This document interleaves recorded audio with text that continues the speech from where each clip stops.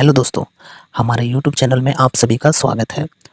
आज की इस वीडियो में हम टॉप डिफेंस स्टॉक्स को डिस्कस करने वाले हैं बाय मार्केट कैप।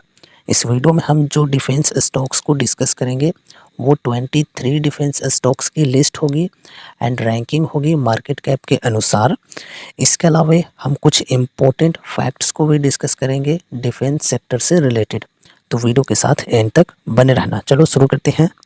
देखो, list of top defence stocks in India.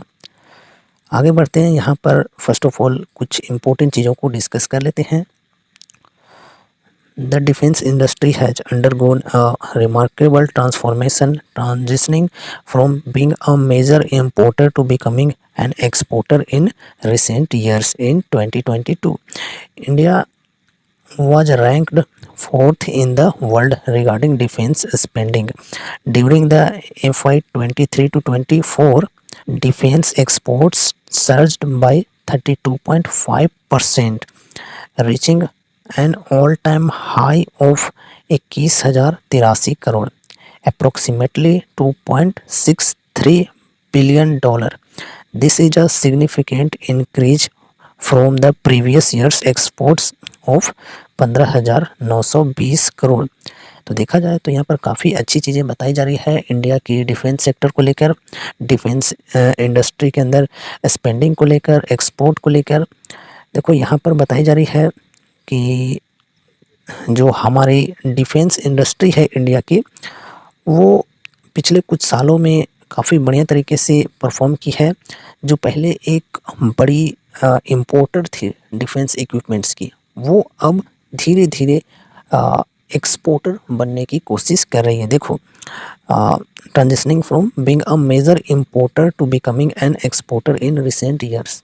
तो रिसेंट ईयर्स में एक बड़े इम्पोर्टर से एक्सपोर्टर की तरफ शिफ्ट हो रही है इंडिया। इन 2022 यहाँ पर बताई जा रही है। India was ranked fourth in the world regarding defence spending. तो डिफेंस स्पेंडिंग की अगर हम बात करें तो इंडिया फोर्थ नंबर पे रैंक कर रही है। ये 2022 के अकॉर्डिंग बताई जा रही है।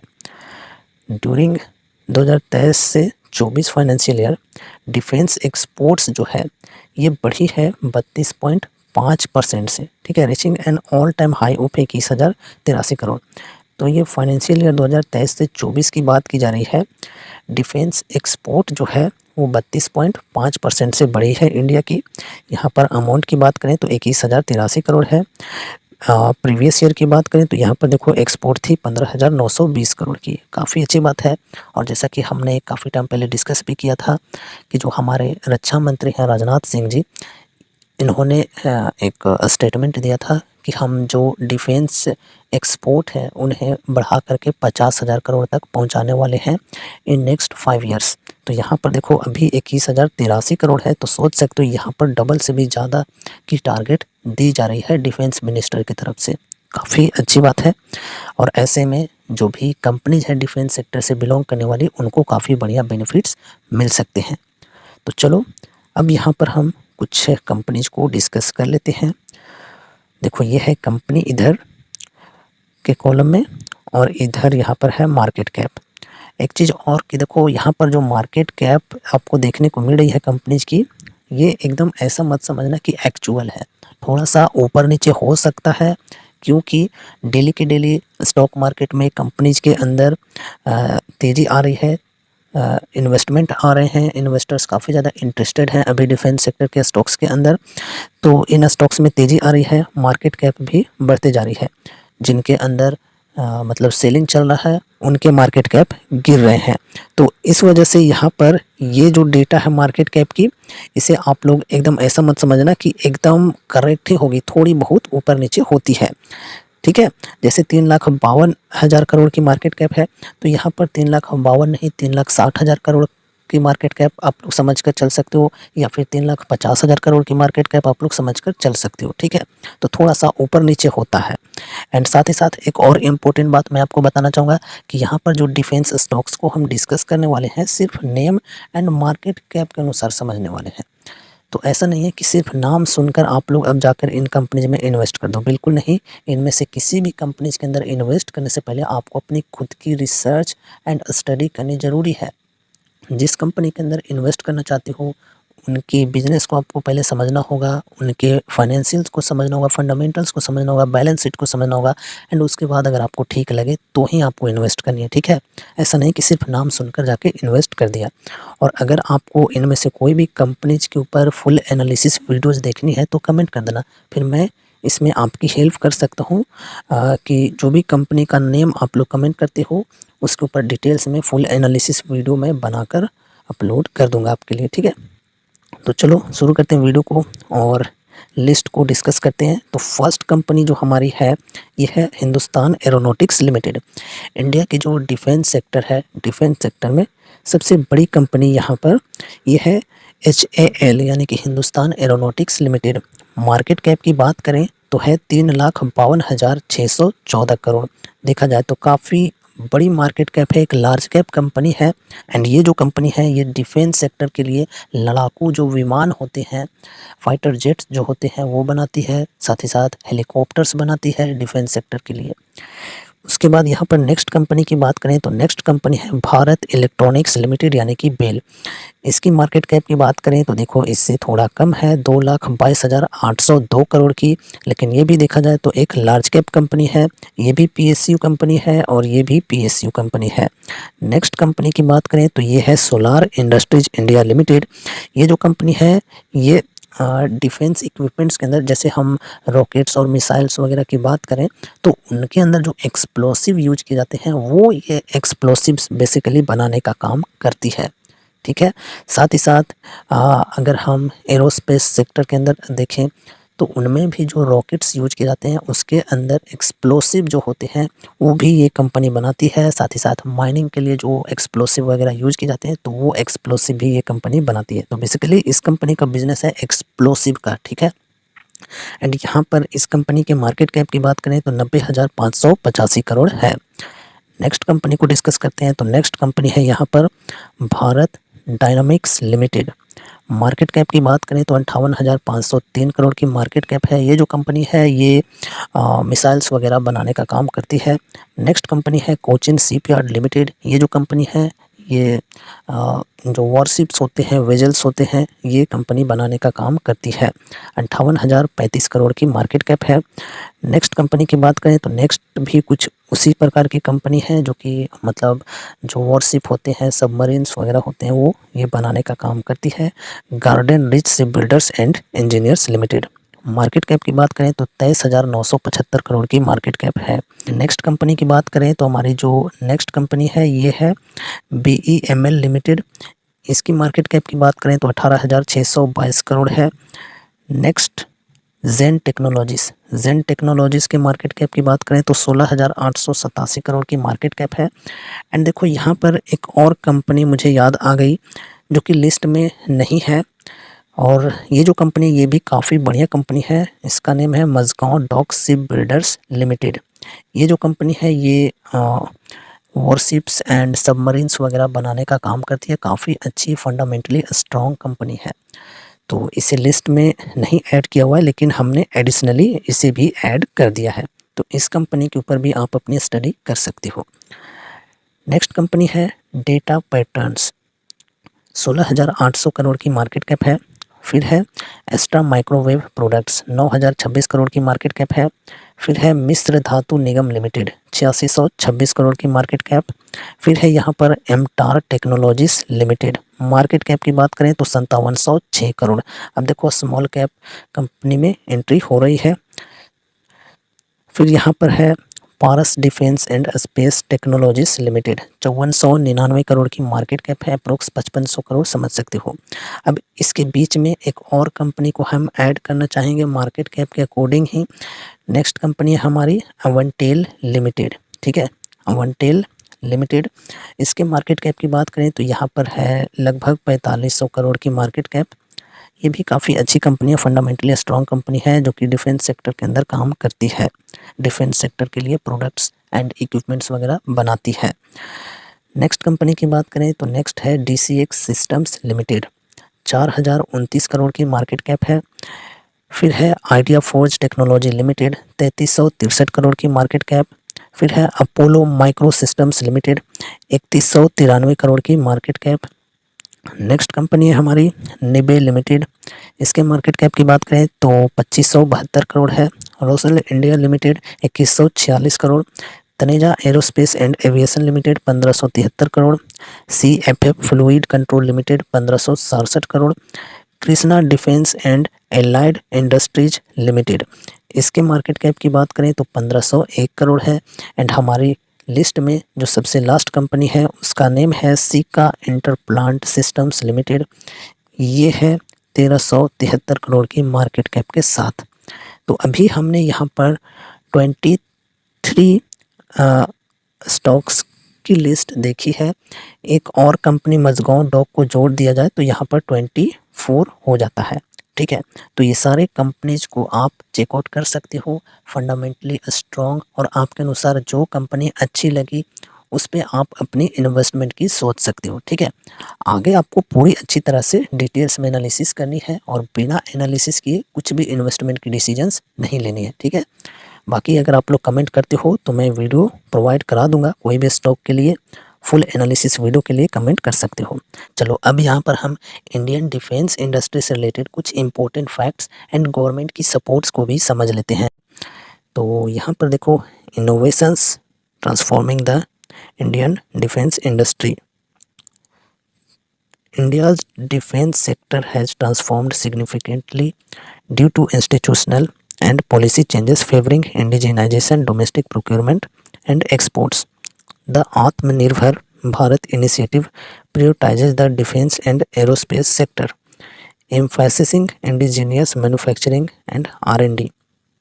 तो यहाँ पर देखो, हमारा जो डिफेंस सेक्टर है ये काफ़ी ज़्यादा फोकस कर रहा है इंडिजिनाइजेशन के अंदर। ठीक है, इंडिजिनाइजेशन कहने का मतलब ये है कि हमारे देश में ही निर्मित हो ये सब डिफेंस के इक्विपमेंट्स, इंडिजीनियस प्रोडक्ट्स ही हम लोग यूज करें। और इसके तहत गवर्नमेंट ने काफ़ी सारे स्कीम्स निकाले हैं और जो कंपनीज हैं उनको काफ़ी बढ़िया बेनिफिट्स दिए हैं। ठीक है, अगर यहाँ पर हम आत्मनिर्भर भारत इनिशिएटिव की बात करें तो इसके अनुसार देखा जाए तो सिर्फ डिफेंस सेक्टर ही नहीं और भी अलग अलग सेक्टर्स के अंदर गवर्नमेंट की कोशिशें यही रही है कि हमारे देश में खुद के निर्मित किए हुए प्रोडक्ट्स चले, खुद के मैन्युफैक्चर किए हुए प्रोडक्ट्स चले, इंपोर्ट कम हो, एक्सपोर्ट ज़्यादा हो। ये हमारे गवर्नमेंट की कोशिश की जा रही है। और डिफेंस के अंदर देखें तो बहुत ही ज़्यादा फोकस की जा रही है कि इंडिजीनियस प्रोडक्ट्स ही यूज हों, इंडिजीनियस इक्विपमेंट्स ही यूज हों, भारत में निर्मित हों, एंड दूसरे कंट्रीज को भारत सप्लाई भी करे, एक्सपोर्ट भी करे। ये काफ़ी ज़्यादा कोशिशें की जा रही हैं। In the 23 to 24 union budget, capital allocations for defense modernization rose to 1,62,600 crore, a 6.7% increase over FY 22 to 23। तो यहाँ पर देखो 2023 से 2024 यूनियन बजट की बात करें तो इसमें capital allocations for defence modernisation 1,62,600 crore रुपए का था। यहाँ पर अगर हम देखें तो फाइनेंशियल ईयर 2022 से 23 के मुकाबले में ये 6.7% ज़्यादा है। अब इस बार के यूनियन बजट की बात करें जो कि 22 जुलाई को आने वाली है तो इसमें यहाँ पर हमें ये अमाउंट में इंक्रीजिंग देखने को मिल सकती है और ये परसेंटेज में भी देखने को मिल सकती है इंक्रीज। ठीक है, आगे बढ़ते हैं। The industry received 5.94 lakh crore. तो ये जो इंडस्ट्री है इसने रिसीव किया लगभग 6 lakh crore, 13% increase from the previous year. चलो आगे बढ़ते हैं। Great progress has been made in constructing naval platforms in September 22। Prime minister Narendra Modi unveiled INS Vikrant, India's largest warship ever. It underscores the government's support for indigenous manufacturing involving SMEs and MSMEs. तो देखो यहाँ पर बात की जा रही है ये एक एयरक्राफ्ट कैरियर की आईएनएस विक्रांत के बारे में, हो सकता है आपको पता होगा। यहाँ पर इंडियाज़ लार्जेस्ट वॉरशिप एवर, ठीक है। तो इसको यहाँ पर लॉन्च करके गवर्नमेंट ने दिखाया है कि हम किस प्रकार से इंडिजीनियस मैन्युफैक्चरिंग के ऊपर फोकस कर रहे हैं। और ये जो आईएनएस विक्रांत बनाने वाली कंपनी है ये है कोचिन शिपयार्ड, जो कि अभी हमने डिस्कस किया था। नेक्स्ट एक और ऐसी न्यूज आ रही है कि एक और एयरक्राफ्ट कैरियर इंडिया बनाने वाला है जिसका नेम होगा आईएनएस विशाल। तो वो भी चांसेज हैं कि कोचिन शिपयार्ड को ऑर्डर मिले। आगे यहाँ पर बढ़ते हैं, growth of defence startups in India. The make in India and आत्मनिर्भर Bharat policies aim to reduce import dependence and encourage domestic production of defense technologies and products। तो यहाँ पर देखो मेक इन इंडिया एंड आत्मनिर्भर पॉलिसीज की बात की जा रही है कि इसके तहत जो देश में इंपोर्ट है इसको रिड्यूस करने की कोशिश की जा रही है। इंपोर्ट के ऊपर डिपेंडेंसी जो है उसको कम करने की कोशिश की जा रही है और डोमेस्टिक प्रोडक्शन को बढ़ाने की कोशिश की जा रही है, ठीक है।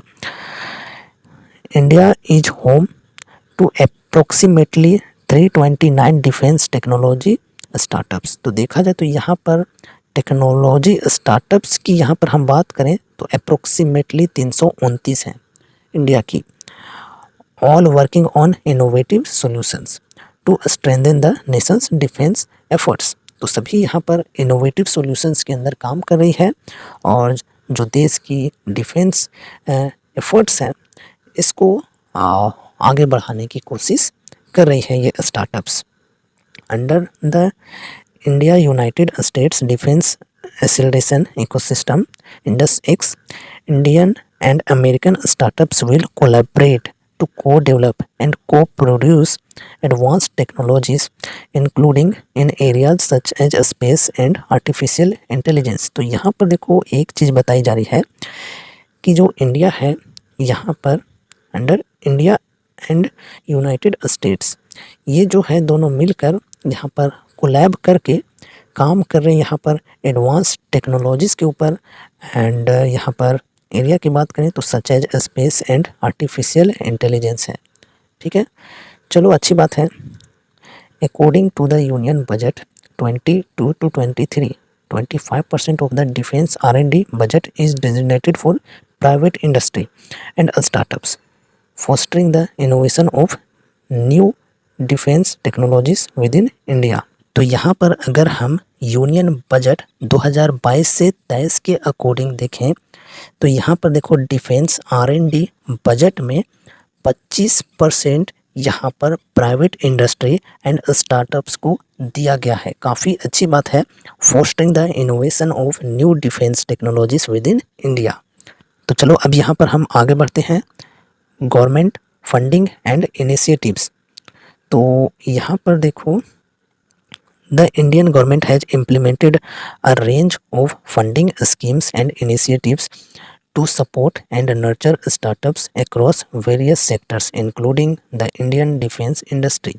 तो देखो यहाँ पर बताई ये जा रही है कि जो हमारे गवर्नमेंट हैं इन्होंने काफ़ी सारे तरह तरह की स्कीम्स के माध्यम से जो डिफेंस इंडस्ट्री है, डिफेंस इंडस्ट्री से बिलोंग करने वाले जो कंपनीज, जो स्टार्टअप्स हैं, इनके ऊपर काफ़ी ज़्यादा ध्यान दिया है फंडिंग करके अलग अलग स्कीम्स के माध्यम से, ताकि ये जो कंपनी है ये इंडिया की डिफेंस सेक्टर के लिए काफ़ी तरह तरह के इक्विपमेंट्स बनाएं, अलग अलग टेक्नोलॉजी के माध्यम से बनाएं, ठीक है।